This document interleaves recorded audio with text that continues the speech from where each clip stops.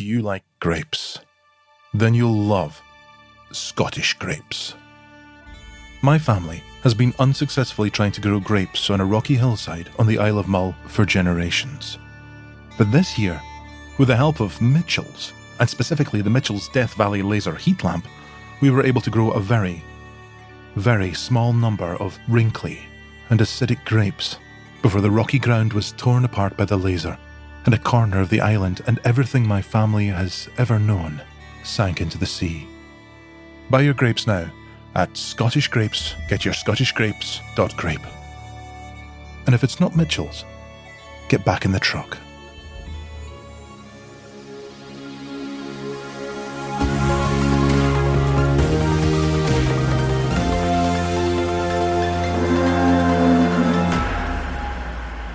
Hello, and welcome to the Beef and Dairy Network podcast, the number one podcast for those involved, or just interested, in the production of beef animals and dairy herds.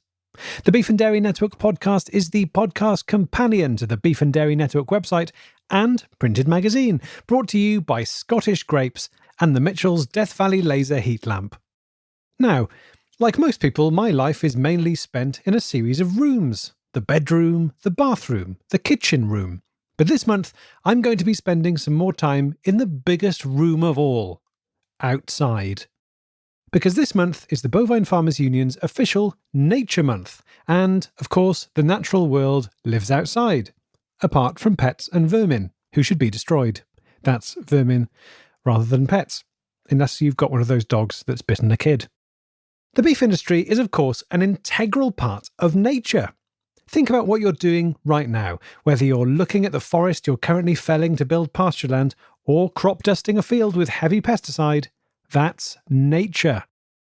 To help celebrate Nature Month, the Bovine Farmers Union have teamed up with the UK Flora and Fauna Trust to present Field Hour, an event aimed at getting the public engaged with nature. Hello, I'm Anna Lehman. I'm the Outreach Officer for the UK Flora and Fauna Trust. I spoke to Anna about Field Hour, but first I wanted to address the controversy that some of her recent public engagement initiatives have attracted. There's one controversy that I want to start with, Anna. Okay.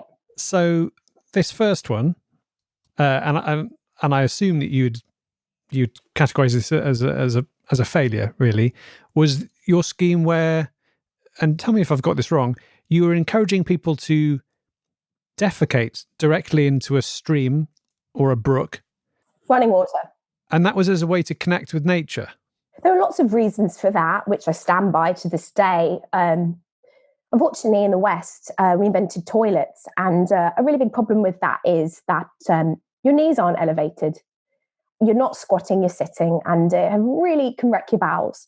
Right. So to get humans to squat was really for their own benefit. And running water, you know, you're not flushing, you're not wasting water. And you've got nature's bidet there, so you're washing yourself. So there's a lot of great things about running water defecation initiative. And were you leading from the front, so to speak? I would go and watch people do it. I was very much involved. I was there on the sidelines. I was cheering. I was helping people find the right space. But when it comes to it, I don't have the lower body strength to squat in the water for the amount of time it would take me. I need a long time to do my business, and I can't spend that long outside, particularly in extreme temperatures. And the scheme ran throughout the winter. Well, that's it. And you know, there's a video I found on YouTube of a retired postman's choir. Yes. Who you've got involved with this, and they're actually singing Jerusalem. Yeah. While squatting in what looks like a freezing river. Mm. Several of them keel over and are taken away by the water. I don't know what happened to them. That was nature's burial. I mean, again, that's an older demographic of a lot of them had really given up. This was their final defecation, if we're going to say, and then they let nature take them away. They returned to mother. When you said they let nature take them away, you're saying that they planned for that to happen? They knew that was going to happen that morning when they turned up? Or had they just thought, oh, there's this scheme that's being, promoted by the UK Flora and Fauna Trust. I get their monthly newsletter because I give them £5 a month and get the free blue tit plush toy every year and blah, blah, blah, blah. They get the newsletter. They think, I like getting involved in the stuff they do. I really enjoyed the wreath making workshop we did last year. I really enjoyed the bat walk. This will just be another thing like that I can enjoy with my friends. We have a asterisk, a tiny star, just at the end of a letter on a word in our newsletter. And it always says, with any initiative, if you're past 60, please join us, please get involved, that this could be the end. And knowing that, they know what they're letting themselves in for. And in our team, we know that they are relinquishing control of their survival to the trust and to nature. And it can be beautiful. When you've watched an old man and an old woman be swept away, they've been wiped clean, slate empty. So you think there's something beautiful about someone being taken by nature rather than, without becoming too macabre, people often want to die at home in their bed, for example. That's the way people want to go. You think that that's wrong-headed? Well, I'd hate to die in a river having just, absolutely smashed it with my own feces. I don't want to die like that, but a lot of people do. And we've got 2 tiny stars just at the end of another word on the newsletter. And if you follow and you look for the double star at the bottom, it will say, if you want to die warm in bed with your family, don't come on the, running water defecation scheme. This time, people change. You might reach your late 90s and think, I'm going to get involved with that initiative. And that's great. Now, I understand, as you say, that you don't bear any legal responsibility for what happens on those trips. Because, as you say, the asterisk, that stands up in court and did stand up in court, I believe, when that was taken to the highest court in the land in the end. Which was an honour. And obviously, pre-Brexit, that was the European Court of Human Rights. Yeah. And you were being tried in the morning, and then that afternoon, they were trying Yugoslavian war criminals. So that really shows, the level of seriousness with which this was being taken. It was great because we had a photographer ready, assuming that we would be found not guilty, and a tiny vial of poison ready just in case it went the other way. Oh, right. So you'd planned the dramatic courtroom suicide? Everybody has a different idea of how to go. And that's what I've been trying to say for a little while during this chat. And I don't want to be, chitting and getting, taken down a stream to the end. I don't want to be flowing in a river of my own shit towards my own death, but I don't mind the public spectacle. And a law court is a space for drama. I don't mind that dramatic end. And it's great publicity for the trust. As I say, you weren't found guilty because of the asterisks on your website and on the form that people signed. However, the thing that I couldn't quite get my head around was that, sure, those people who had signed up, they had sort of signed away their rights. Yeah. But what about all the people who lived downstream? Of course, there was the huge outbreak of cholera in Norwich, which was later tracked back to one of your events where 1,000 people all defecated in the river at once, creating this kind of toxic serpent, which sort of snaked its way into the water system of Norwich. Yeah. Again, killing hundreds of people is the kind of cholera we haven't seen since the height of the Industrial Revolution. Yeah. So what do you want me to say about that? Well, what I'm saying is those people in Norwich, were just going about their everyday life. They didn't see the asterisks. They didn't sign up for anything. It's really hard. Humans, we're a wise species. We are. I take my hat off to myself and to all humans. But if you turn the tap on and it's brown and it absolutely stinks and you still drink it, are you helping your own species? I would say you're not. I don't know if you've heard of Charles Darwin. The beak guy. That's exactly it. Survival of the fittest. And my East Anglian brothers and sisters, I'm sorry. The people that you lost were not helping us, either in East Anglia or just as an international species. They drank other people's shit. They made a squash out of human excrement. And that was their fault, you're saying? Yes. Yeah. Okay, well, it wasn't just that initiative, actually, that has been controversial. I'm going to make reference to another one where and there was less information about this on the web, so maybe you can fill me in.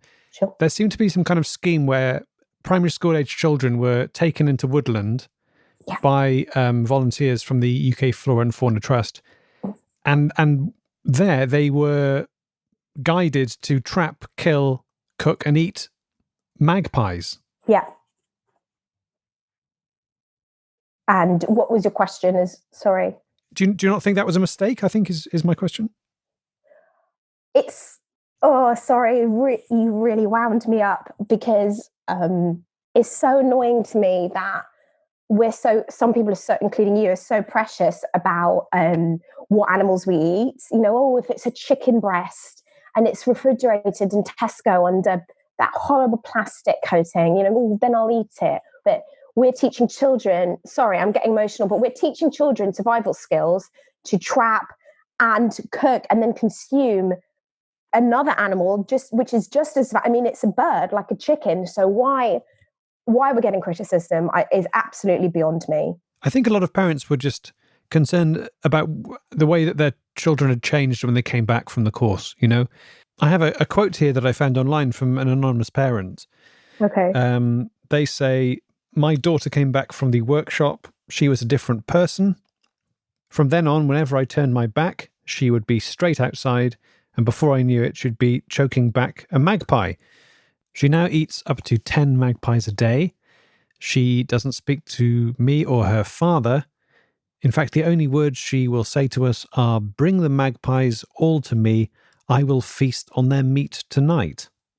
Okay. So I think you can see how that would be quite distressing for a parent, and how a parent might actually be much more happy with a situation where they don't have to, teach their children how to trap and kill their own meat. I don't want to be part of that. I want to kill the magpie. I want to eat the organs while they're still warm. And I don't understand why everybody is always denying themselves the pleasure of trapping and either cooking or making sushi out of whatever beast it is. And I want children to share in that joy. And that's why I have this job.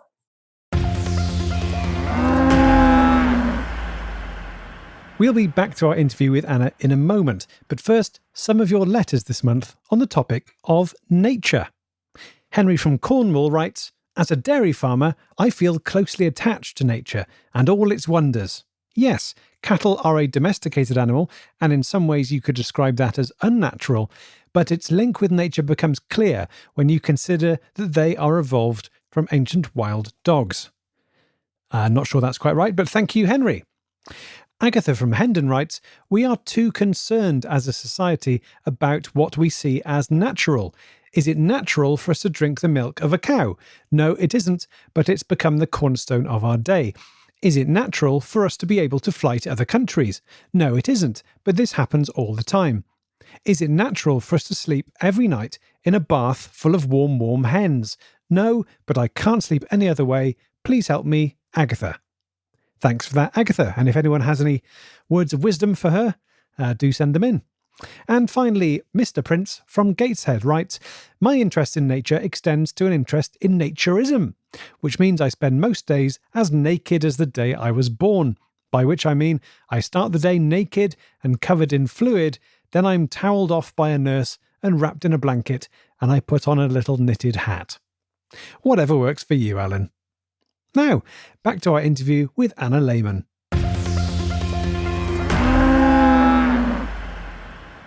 Okay, well, let's get on to what you're here to talk about. It's a big new initiative, and it's called Field Hour. We've teamed up with the Bovine Farmers Union to create Field Hour, which is a really wicked new scheme. And all we're saying to people is, take an hour out of your day, get yourself into a cow field, any cow field, and just stand there embedded in that gorgeous cow fieldness and write down what you see and send the results to us. Right, so you want people to stand there and just look at what animals and plants they can see and write it all down for you? Yeah.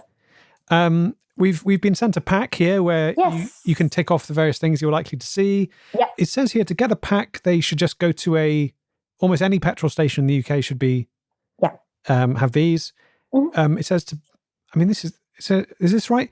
You need to buy at least 40 litres of premium unleaded or diesel fuel. Yes. and you'll get one of these? Yep, and you get it for free. What about people who would like to be involved in Field Hour, but who don't have a vehicle to fill up?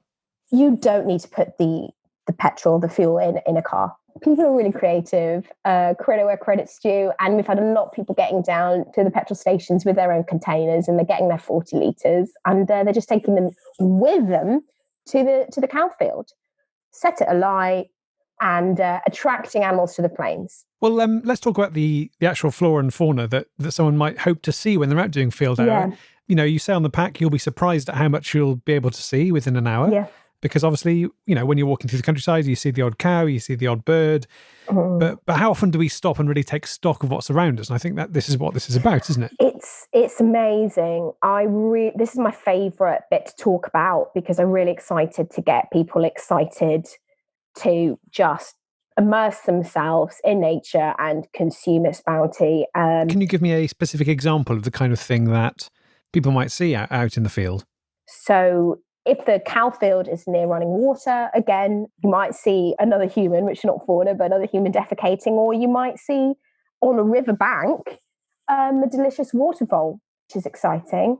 And you say delicious water vole? No, I said water vole. No, you definitely said delicious. It sounded to me like you were sort of saying that people would or that you have eaten a water vole at some time to know that it's delicious or not. No, I'm not saying that. What I'm saying is, if you wanted to eat a water vole, you don't even need much. Tiny camping stove, boil it up, wrap it in a dock leaf, eat it. Just to be clear, are you recommending people boil a water vole? Is that what you're saying? No. Because before you said consume nature's bounty, and I thought that was like a sort of metaphor for, you know, taking in the wonder of nature. But I'm an outreach officer. My job's not to tell people what to do or not to do.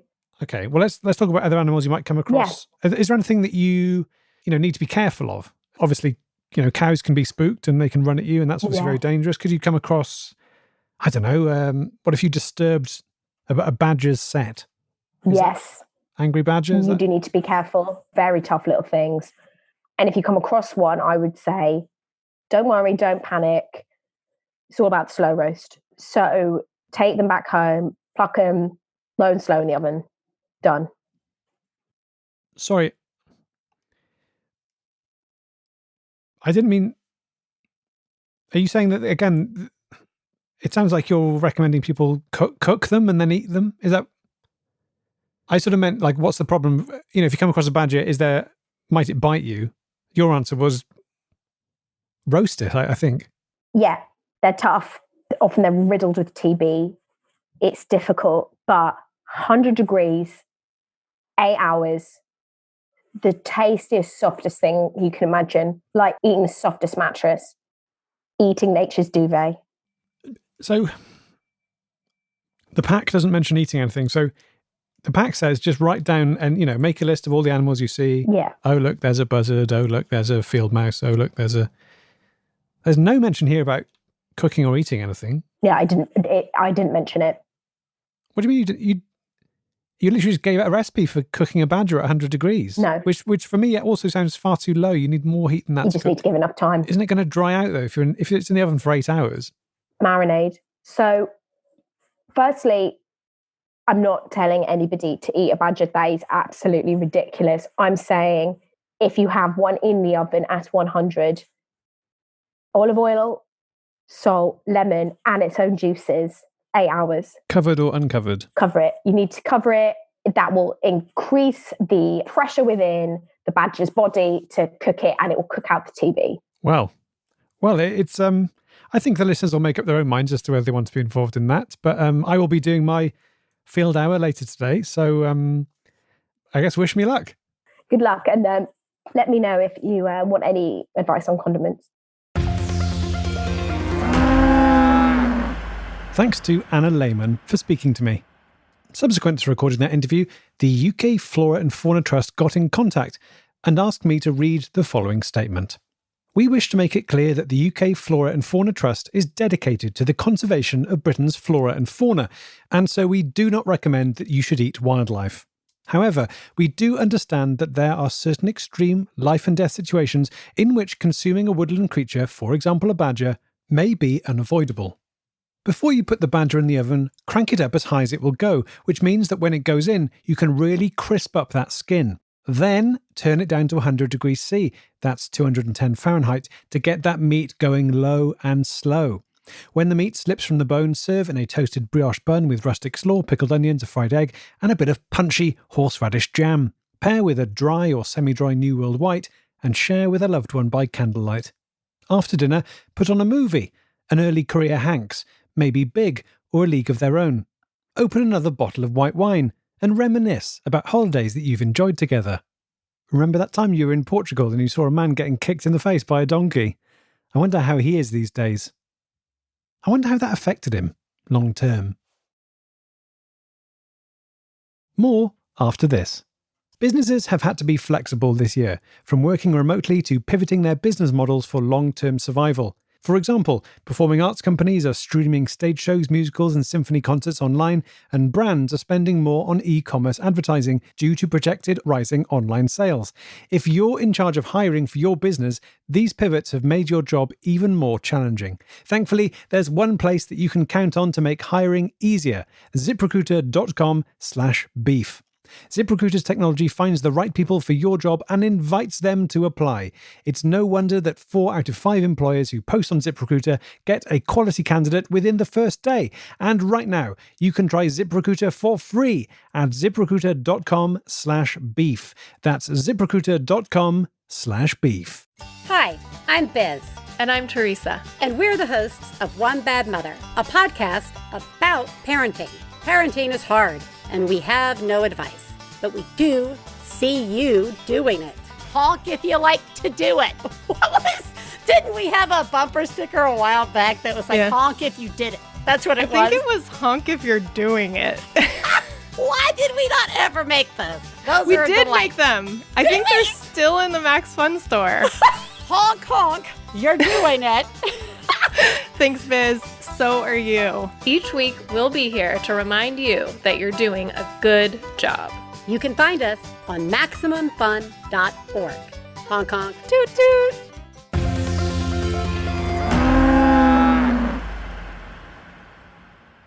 Having heard all about Field Hour from Anna, it was time for me to go and do it.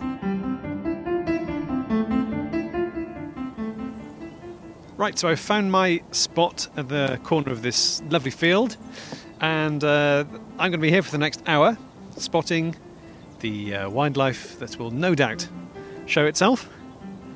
Let the games commence.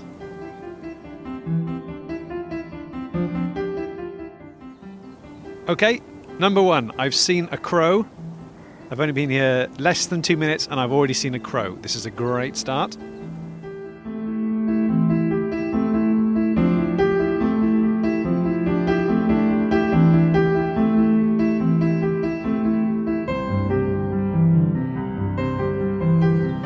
Okay, approaching me now are, well, they're not fauna. It's a group of 4 or 5 young, I guess, teenagers in tracksuits, and they've got that threatening way about them, you know, that teenagers have, trying to be the big man. Hello there.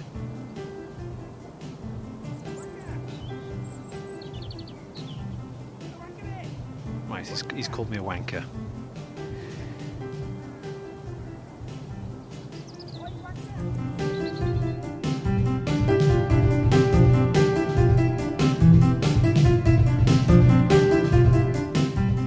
Right, they've broken into a run, so I'm just going to, I think I better get moving. Through this gate. Okay, very threatening demeanour, and it looks like they've... what I didn't realise is one of them's got a quad bike, so the situation has escalated somewhat. I'm just going to keep my distance. Just break into a little run here. I think Field Hour is probably officially cancelled. Oh no, he's speeding up.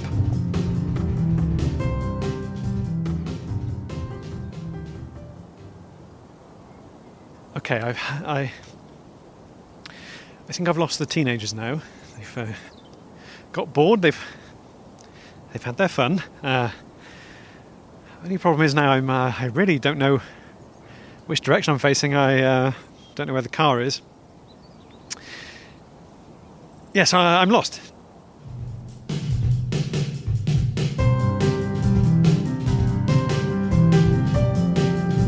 Okay, I've been lost now for 4 hours. I can't bring myself to tell you what I've just eaten. Let's just say the beak was the hardest bit. Followed closely in second place by the black and white feathers. Really, really nasty.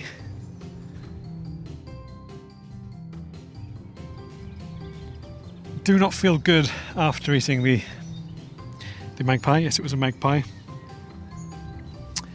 Don't feel good at all.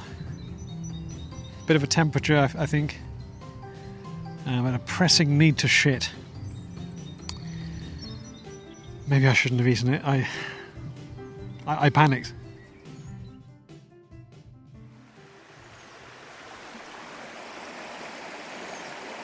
So, I'm still very much lost.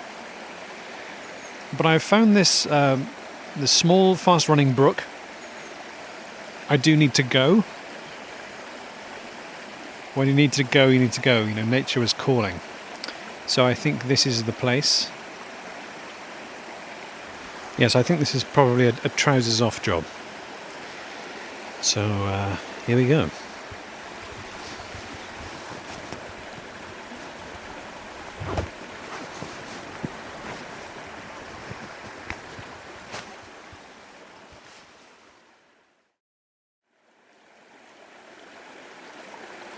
Okay, I've just got back out of the river and someone has stolen my trousers.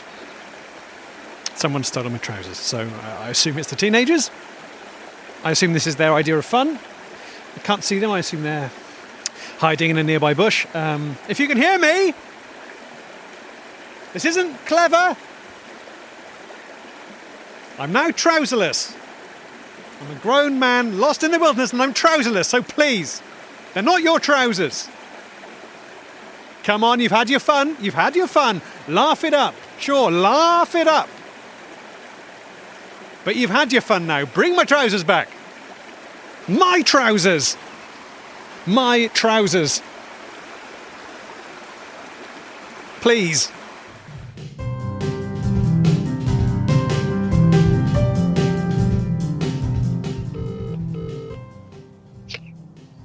Hello, Dr. Sam Archer. Hi, Dr. Archer, it's the host of the Beef and Dairy Network podcast. Oh, is everything okay? Look, I'm not sure. It's a long story, but I've eaten a magpie. Is that okay? I'm going to be honest with you. I don't think it is. No. Oh no. Okay, I don't feel great, Dr. Sam. So that's why I'm calling. Okay. Have you heard the magpie rhyme? The 1 for sorrow, 2 for joy, 3 for a girl, 4 for a boy. Yeah. Right. Okay.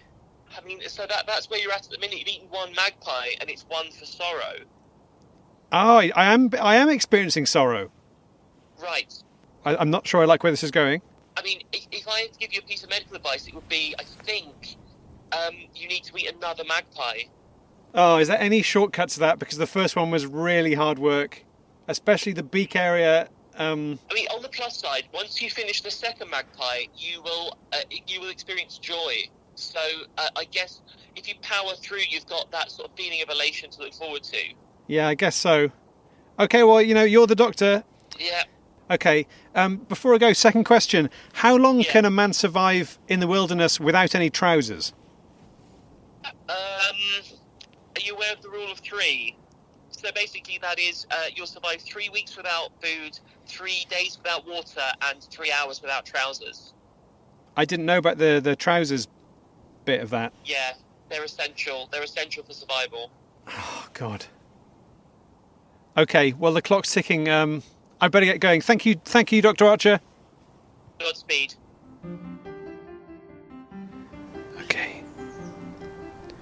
I'm about 1.5 meters from a magpie.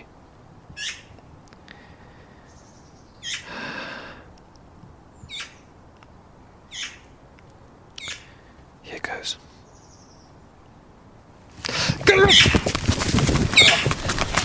Oh, fuck.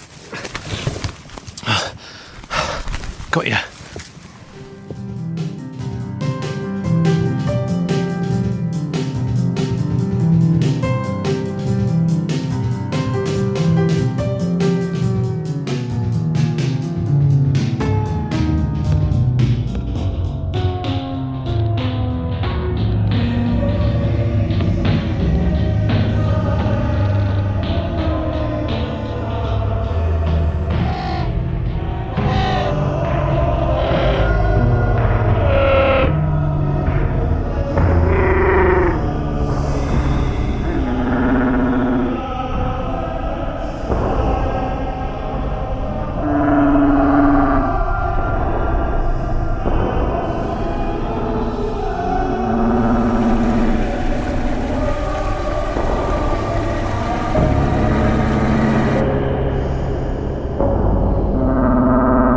The bounty of the fields.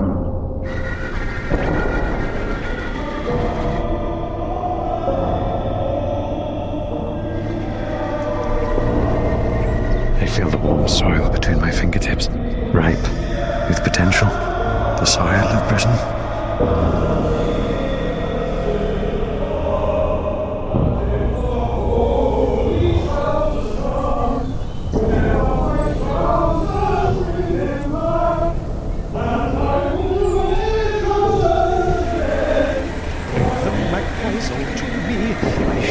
On their meat tonight. I realised now that I was hiding behind my trousers. You know, I was my trousers.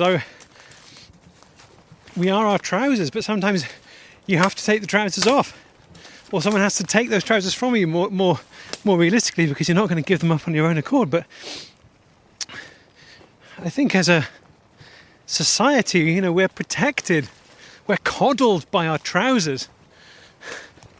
And I know that now. And I will never wear trousers again.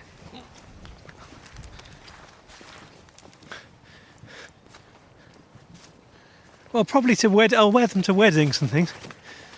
Court appearances. But in general, I'll sort of try and cut down. Maybe just wear shorts or some sort of kilt.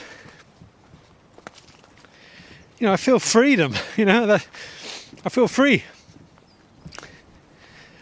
Oh, I do wish I was wearing trousers though. It's fucking freezing. Bring the magpies all to me. I shall feast on their meat. Emergency, which service do you require? Okay, definitely mountain rescue for a kick-off. I'll have an ambulance as well if possible. Probably the police, yeah. And I think that'll do. What's your emergency? Okay, so I'm lost in the wilderness, and some teenagers have stolen my trousers. Right. And I've eaten 2 magpies. Okay, is that all of it? What do you mean? Is that all of it? I'm lost in I'm literally minutes from death. You know, I've not got any trousers on, and it's freezing. So okay, all right, okay. Maybe you could send a helicopter or something. That'd be useful. Could you tell us your location, please? I'm lost in the wilderness. That's the whole point. Is I don't know my location. Can't you? You can do your thing where you can track my phone, can't you? Well, yeah, we can. But could you just not look on Google Maps? I can't. I'm in a life and death situation here. My hands are shaking too much to use Google Maps. Okay, fine. All right. Well, we're tracking you now.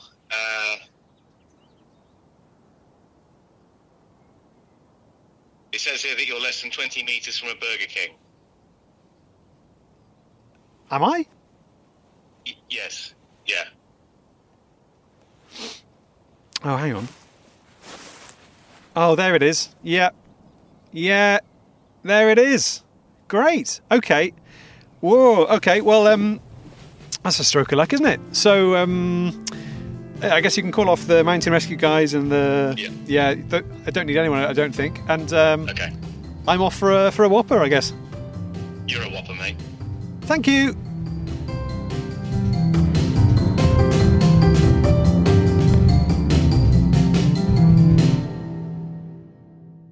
So if you're interested in Field Hour, and it's a great way to keep the kids quiet for an hour, or in my case, 9, just pick up a pack from your nearest petrol station. So, that's all we've got time for this month. But if you're after more beef and dairy news, get over to our website now, where you can read all the usual stuff, as well as our off-topic section, where this month we talk pensions with John McEnroe. So, until next time, beef out.